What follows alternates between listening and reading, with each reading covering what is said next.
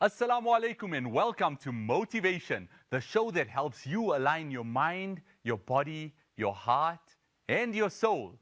I trust that all of us are having a wonderful Ramadan. I trust that your mind is now opening up as our stomachs empty, because as I said before, the scholars have said that you cannot find Allah with a full stomach. So let us understand the importance of our stomach in this beautiful month. Let us understand the importance of nutrition.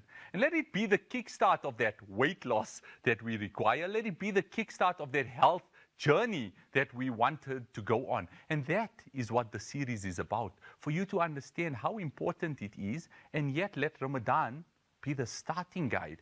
I often hear a lot of people in the gym world say, I'll start after Ramadan. I'll start after Ramadan. Why start after Ramadan when Ramadan is the kickstart? Why start at the ending of something when you can use Ramadan as the kickstart to your journey of health?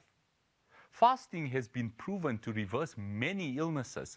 And when scientists have really looked into it and they've done their research, it has shown to change many, many chronic illnesses, because the body has regenerated and rejuvenated by itself by just depleting the food or the junk processed food out of our diets and putting the correct food into our diets. And how important is that in a world where we just want fast food all of the time?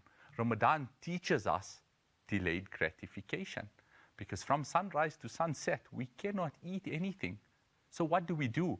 We automatically become grateful individuals. We automatically, by default in Ramadan, become patient individuals. Because if we can contain what we're putting into our mouth, then surely we can control what comes out of our mouth. So those that lose their patience in Ramadan when they get angry with something, think about it for a moment. Normally, you would want to eat as soon as the first sign of hunger sets in. But you're able to control it now, which means you have the ability to be patient, which means you have the ability to control yourself, and you have the ability to stop bad words coming out of your mouth just because you were able to stop junk going into your mouth. So use that as a springboard to become a better individual, because it's not just about the food. Yes, I'm giving you the diet tips and I'm giving you the nutritional tips so that you can eat the best you can eat. But what does that lead to? Eating for function, so that we function the best that we could possibly function. And if you have a light iftar, as we spoke about, just a grilled piece of chicken fillet or a grilled steak with some carbs, but not one that digests fast, which makes us hungry instantly, rather one that gives us the nutritional micronutrients that we require, things like sweet potato. When you have that in your iftar, all of a sudden, after iftar, your energy levels are lifted again. And you know when Taraweeh comes, you're going to have the energy to truly appreciate our Taraweeh and sit and listen to the beautiful imams recite the most amazing words of our beloved Allah, but really absorb it, because you're not sitting with stomach cramps or indigestion, but rather you are sitting with energy, and you are really appreciating the ibadat that you are performing at those moments.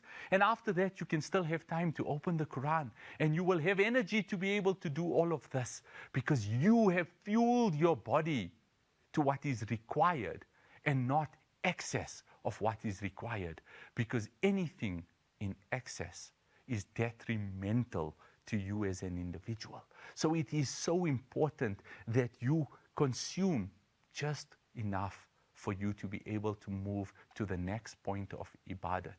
And when we get to that point and we are done, then we come home. And if you are still hungry, have an egg. Have 2 eggs, no problem. Feed your body the protein. Do not sit and eat sweet things, because the sugar is going to dehydrate you. The sugar is going to pull the nutrients out of you, and the sugar is not going to allow you to rest properly. So you wake up in the morning after a night filled with desserts, and all of a sudden you feel tired. Why are you feeling tired in that moment? It is because the body cannot break down that sugar without overworking. Even though it might seem as though you are resting, you are not truly resting. So why would you want to put your body through that when you have depleted it the entire day? So be careful with the sugar intake, because that will be detrimental to your next day. The junk food today is tomorrow's problem. And we do not want problems tomorrow, with our bodies especially, because your body is an amanat, and looking after it is an ibadat. This is motivation, and let me motivate you.